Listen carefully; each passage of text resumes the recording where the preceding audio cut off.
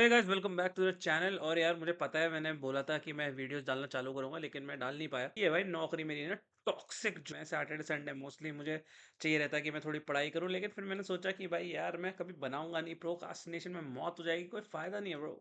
मैं अंगूठा मांगूंगा भाई। हम लोगों ने भाई ये देखा था कि ये फोल्डर स्ट्रक्चर क्या है, सीआरए करता क्या है, हम लोग की कक्षा के लिए क्या सीआरए क्या करता है। सीआरए हमें एक फ्रेमवर्क प्रोवाइड कर देता है। उस फ्रेमवर्क से क्या होता है कि भाई ये सारे जो फोल्डर स्ट्रक्चर तुम देख रहे हो यहाँ पे, ये फोल्डर्स आ रहे हैं, एसआरसी आ गया है तुम्हारे पास, पैकेज डॉट जेसन आ गया है। एक सेकंड यार, पॉइंटर्स ले लेंगे इससे, है ना। ये देखो भाई तुम्हारे पास ये, ओह माय गॉड भाई पेन, यहाँ पे देख तुम्हारे पास एक पैकेज जेसन आ गया है। फिर तुमने देखा होगा कि भाई यहाँ पे एक तुम्हारे पास नोड मॉड्यूल्स का पूरा एक पब्लिक का फोल्डर है। इसके अंदर अगर तुम देखोगे तो एक index dot H T M L आ गई है। ये index dot H T M L पूरे पेज को रेंडर करती है। अरे index H T M L file होती है, ठीक है। ये जो तुम्हें यहाँ पे दिख रही होगी ना, ये वाली फाइल होती है इंडेक्स डॉट जे एस। इसके अंदर तुम देखोगे यहाँ पे कर रखा है document dot get element by जिन दल्लों ने भी जावा उन्हें पता होगा कि भाई ये get element ID ID selector है। आईडी सिलेक्टर करेगा क्या, ये रूट नाम के इस आईडी को पूरे डॉम में ढूंढेगा। उन्हें डॉम में यहाँ दे रखा है ना भाई, डिव आईडी रूट। अब वो करेगा क्या भाई, अब तुमने तो यार यहाँ पे बोल दिया कि भाई अच्छा इसे ढूंढो और उसके अंदर ये पूरा का पूरा एप्लीकेशन रेंडर कर दो। ये ऐप वो है जो हमने ऐप डॉट जेएस में लिखा है, तो इसलिए ये जो वाटर प्रॉप्स है ये तुम्हारे यहाँ पे दिख भी रहा है। आप क्रोनोलॉजी समझ लीजिए। तो तुम गिट यूज करते हो, ठीक है। अब गिट से तुम अपना कोड पुश करते हो एक सर्वर पे। ऐसी चीजें लिख रही होते हैं जहां पे हमें इग्नोर करनी है फाइल्स। तो इग्नोर में कौन सी फाइल्स आ जाती हैं।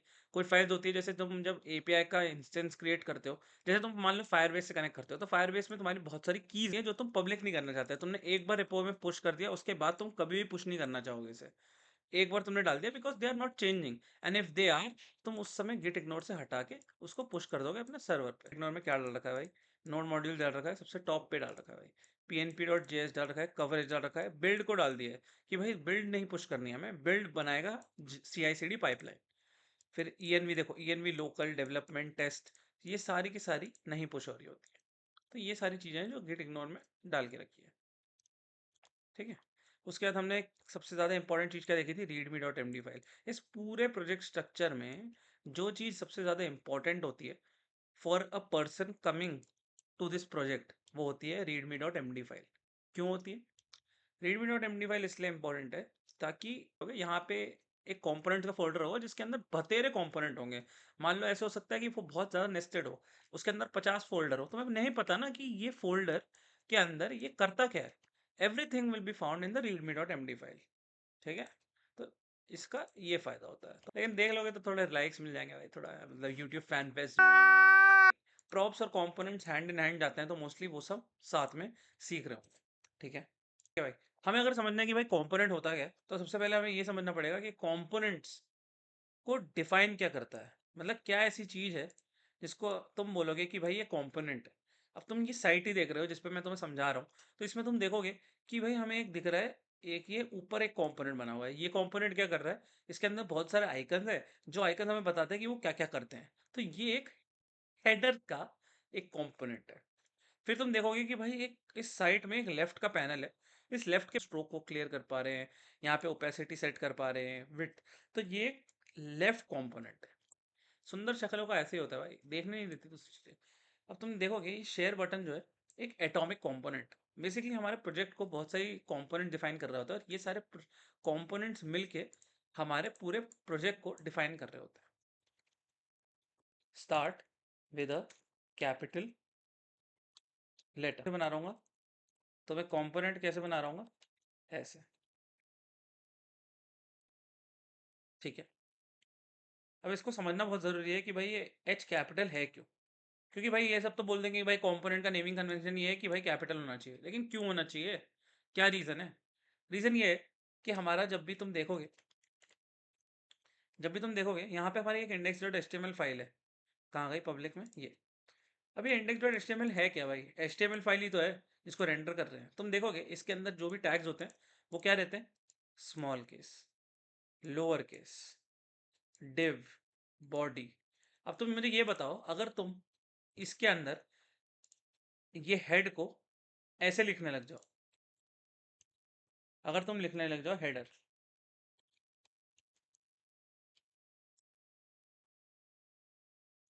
तुम्हें लगता नहीं है कि ये जो हेडर है और जो नॉर्मल HTML का हेडर टैग होता है, यहाँ पे तुम अगर डालोगे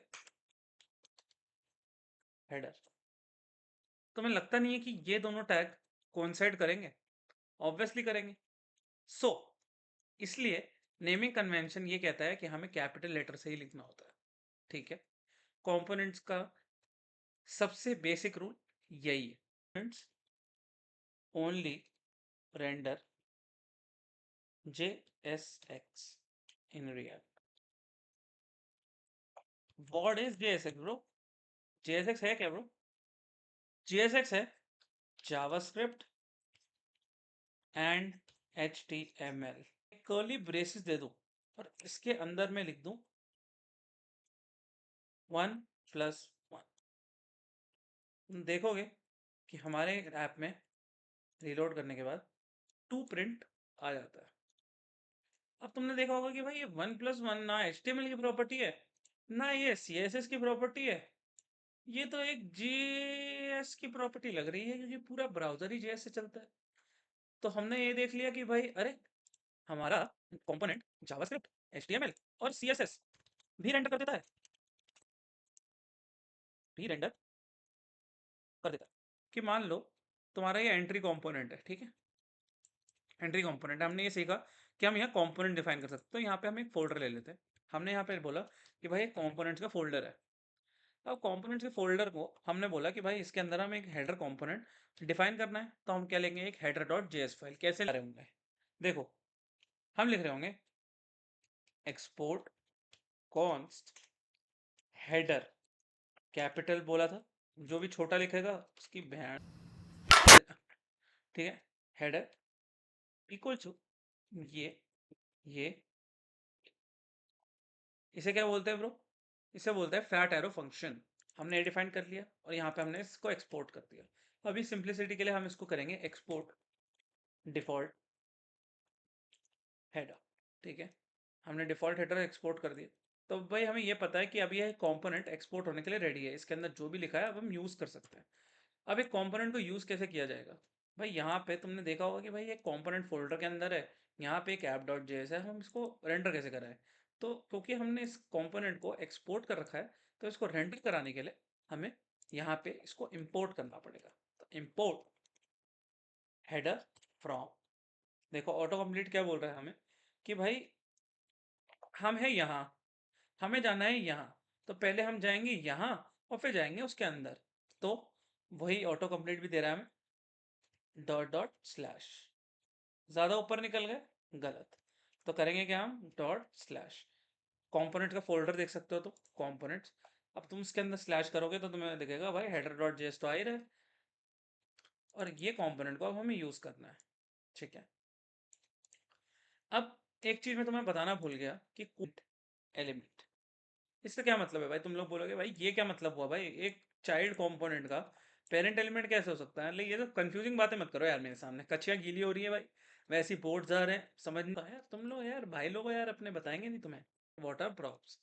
तुम देख रहे हो कि भाई सिर्फ हम यही रिटर्न करवा पा रहे हैं, हमें भाई मान लो इस H1 टैग के अंदर एक H2 टैग रिटर्न कराना पड़े। अब भाई हम ये तो लिख नहीं पा रहे हैं कि हम ये लिख दें H2, ये भाई यहाँ पे तुम्हें एरर दिखा रहा है, बोल रहा है JSX expression must have one parent element, ठीक है। तो ये हमें खुद ही एरर थ्रो कर रहा है कि भाई every component has a single parent element. इसका मतलब है कि भाई एक हमें एम्प्टी पेरेंट एलिमेंट लेना पड़ेगा। तो हम क्या करेंगे, रिटर्न में क्या लिख रहे होंगे, एक एम्प्टी JSX टैग ले रहे होंगे। इसे क्या बोलते हैं, JSX फ्रैगमेंट। ये डॉम में कोई भी स्पेस ऑक्यूपाई नहीं करता। जो तुम यहाँ पे डॉम देखते हो, देखो तुम्हें डॉम दिखाता हूँ होता क्या है। तुम लोगों ने देखा होगा कि भाई जब भी तुम इंस्पेक्ट करते हो तो तुम्हें यहाँ पे एक डॉम दिखता है, इसमें हेड है, बॉडी है। देखो तुम इसके अंदर देखो हेडर डिव आईडी, हमारा ये जो रूट जिसके अंदर पूरा का पूरा प्रोजेक्ट ने फ्रैगमेंट लगाया ना, ये कोई स्पेस ऑक्यूपाई नहीं कर रहा है। ये डिव आईडी रूट हमारा अभी भी इंडेक्स HTML में ही था, ठीक है। तो भाई जब तुम देखोगे अब इसका डॉम देखोगे तो तुम देखोगे भाई इसको एक पेरेंट मिल गया है। जब हमने ये नहीं डाला था, तुम देखोगे कि ये एक डायरेक्ट डिफ के अंदर पड़ा हुआ था। तो तुम्हें ये समझ आया कि भाई एक एम्प्टी JSX फ्रैगमेंट डालना जरूरी है to render multiple children under one single identified parent. ठीक है, तो हमने ये डाल दिया। अब हमने अगर ये डाल दिया तो हम क्या कर सकते हैं? अब हमारे पास ऑप्शन आ गया भाई। हमने डाल दिया एक H1, उसके अंदर हमने क्या लिख दिया? What are props. ठीक है, फिर हमने बोला कि भाई हमें एक H2 भी डालना है उसके नीचे। उसके अंदर हम लिखेंगे कि props are great exclamation exclamation. ठीक है, तो तुम देख सकते हो कि भाई अरे, तो दो चीजें रेंडर हो रही है। और तुम ये चेक कर सकते हो कि भाई इसके अंदर देखो, इसके हिसाब से अब हम इस कंपोनेंट को एक पेरेंट मिल गया है ये, जिसके अंदर वो कुछ भी रेंडर कराता रहे। फिर कोई दिक्कत नहीं है, फिर there is no limitation of what you render and how you render. ठीक है, बहुत बढ़िया। ये हमें समझ आ गया है कि भाई कंपोनेंट की ये होती है हायरार्की। करेंगे जो हमने इंपोर्ट भी कर रखा है, और उसे हम कंपोनेंट को ऐसे लिखेंगे। इसका क्या मतलब है?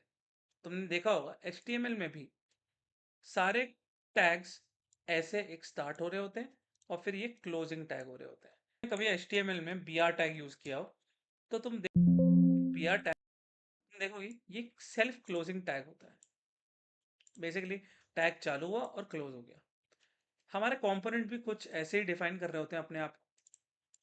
एक कंपोनेंट जब यूज किया जाता है तो एक वो सेल्फ क्लोजिंग टैग की तरह एक्ट कर रहा होता है। हम आगे डिटेल में देखेंगे कि भाई इसको हम खोल के भी यूज कर सकते हैं ऐसे। इसको ऐसे भी यूज किया जा सकता है। देखा है कि यहाँ पे हमने पेरेंट भी दे दिया एक।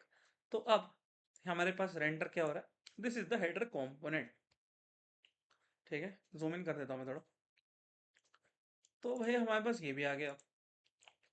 अब तुम बोलोगे कि भाई यार ये तो गलत बात है, इस कंपोनेंट में जो लिखा है हम वही रेंडर करा पाएंगे?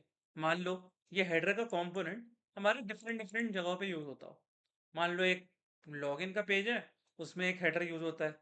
फिर एक पेज है हमारा अबाउट का सेक्शन, उसमें एक अलग टाइप का हेडर रेंडर होता है। तो इस प्रॉब्लम को केटर करने के लिए रिएक्ट ने एक चीज निकाली नोन एज प्रॉप्स। प्रॉप्स क्या होती हैं? Props as the name suggest. अब अगर हम प्रॉप्स देखें कि भाई प्रॉप्स क्या होती हैं? प्रॉपर्टीज। प्रॉपर्टी से तुम बोलोगे भाई प्रॉपर्टीज तो यार अपने बाप के पास बहुत है भाई। अब तो आईफोन आता है भाई, आईफोन 16 ले लिया है, 15 था पहले ही। के मैं मोदी साहब से कुछ अब पापा की प्रॉपर्टी बेच के 16 ले लिया जो है। अगर राहुल को दूर से चिल्ला के बोलती है कैच, तो इसका ये मतलब है कि वो एक बॉल फेंक रही है। अगर शिल्पा बोलती है भाग, तो उसका मतलब है कि वो एक फ्रिस्बी फेंक रही है। ये दो सिनेरियो जिसपे अलग अलग एक्शन परफॉर्म हो रहे हैं, कैच और थ्रो। कि भाई catch is equal to true. तो तुम देखोगे कि भाई कैच इक्वल टू ट्रू की एक प्रॉपर्टी इसमें पास हो रही होगी, ये बूलियन वैल्यू। फिर तुम क्या पास कर सकते हो? कैच इज इक्वल टू डाल दो टू, तो एक स्ट्रिंग ऑफ टू पास हो जाएगी टू हेडर। तो हम बोलेंगे कि भाई hello hello, this is the entry title. तो हमने प्रॉपर्टीज एक पास की थी, तो भाई एक प्रॉप्स के ऑब्जेक्ट में इसको हमें मिल जाएगा। ओके, तो देखो इसके अंदर एक टाइटल की प्रॉपर्टी आ रही है। इस टाइटल की प्रॉपर्टी में ये टेक्स्ट आ रहा है, तो मतलब ठीक है। तो हमने बोला कि भाई हमें एक टाइटल की प्रॉपर्टी मिलेगी इसके अंदर, इसकी डिफॉल्ट वैल्यू रहेगी एम्प्टी अगर कोई कुछ पास नहीं करेगा तो। ठीक है, तो भाई जावास्क्रिप्ट की डिस्ट्रक्चरिंग की पूरी मास्टर क्लास है, वो मैं बाद में रिलीज भी करूंगा। लेकिन अगर तुम्हें पढ़ना है तो तुम जाके जावास्क्रिप्ट के MDN डॉक्स पे जाके पढ़ सकते हो। एक कर्ली ब्रेसेस दे रहे होंगे हर एक कंपोनेंट में। कहीं पे भी अगर हमें जावास्क्रिप्ट लिखनी है रिटर्न के अंदर, अगर हमें कहीं पे भी जावास्क्रिप्ट लिखनी है तो हम सिर्फ कर्ली ब्रेसेस में लिख सकते हैं। इसका सिग्निफिकेंस ये है कि हम HTML के साथ जावास्क्रिप्ट लिख पा रहे हैं। लेकिन अगर हमें रिटर्न से पहले कहीं पे भी जावास्क्रिप्ट लिखनी है तो हम इजीली एग्जीक्यूट कर सकते हैं। इसका मतलब क्या है? अगर हमने यहाँ पे कॉन्स्ट ऐड का एक फंक्शन बनाया तो हम वो भी बहुत आराम से बना सकते हैं विदाउट एनी एरर। यहाँ पे हम रिटर्न कर सकते हैं A+B, और यहाँ पे हम बोल रहे होंगे कि भाई A, B दो पैरामीटर्स हैं। अब हम क्या बोल सकते हैं कि भाई सही बात है, बात तो एकदम सही है। अब हम यहाँ पे टाइटल ले सकते हैं और इस टाइटल को यहाँ पे पेस्ट कर देंगे। अब तुम देखोगे बहुत ही इंटरेस्टिंग कुछ चीज होगी। Hello, this is the entry title, और यही टाइटल हमने यहाँ से पास भी किया था इसे। तो यार ये तो बहुत ही क्रेजीनेस हो गई कि मतलब हम कोई प्रॉपर्टी पास कर रहे हैं इस हेडर कंपोनेंट को, और वो यहाँ आके रेंडर हो जा रही है कंपोनेंट्स में। और इसको कॉम्प्लिकेट करने के लिए कोई भी ज़रूरत नहीं है। मतलब मैं बता रहा हूँ कि सबसे सिंपल चीज़ यही दोनों है। अगर तुम रिएक्ट में स्टार्ट कर रहे हो तो यार इस पर थोड़ा एक्सप्लोर भी करना। थोड़ा बहुत मस्त चीज़ें हैं, बहुत मज़ेदार चीज़ें हैं। मतलब मैं बता रहा हूँ कि मैं कुछ कुछ चीज़ें बनाता हूँ इससे, और बहुत मज़ा आता है बनाने में। तो रिएक्ट एक ऐसी चीज़ है ना, मतलब प्यार में पड़ जाओगे अगर तुम कुछ बनाना चाहते हो रियलिटी में। सेक्शन में बताना भाई तुम्हें वीडियो कैसा लगा। मुझे लेट हो गया है, लेकिन मैं ट्राई करूँगा कि भाई धीरे धीरे जब भी मुझे टाइम मिले मैं तुम लोगों के लिए वीडियोस बना दूँ। तो अगला मैं सोच रहा हूँ कि भाई कंपोनेंट्स के साथ हमारा हो गया, तो अब हम एक बेसिक, फिर उसके बाद हम कंपोनेंट बनाएंगे जिसके अंदर कुछ ऑपरेशंस परफॉर्म हो रहे होंगे, कुछ बेसिक प्रॉप्स जा रही होंगी, कुछ चीज़ें परफॉर्म हो रही होंगी, हम कुछ डिज़ाइन कर रहे होंगे बेसिकली, ताकि यार कुछ हैंड ऑन फीलिंग भी आए कि हम कुछ कर रहे हैं, है ना। सॉर्टेड सीन है, मिलते हैं भाई नेक्स्ट वीडियो में। Get it how you live it. 10 toes in when we standing on business. I'm a big stepper.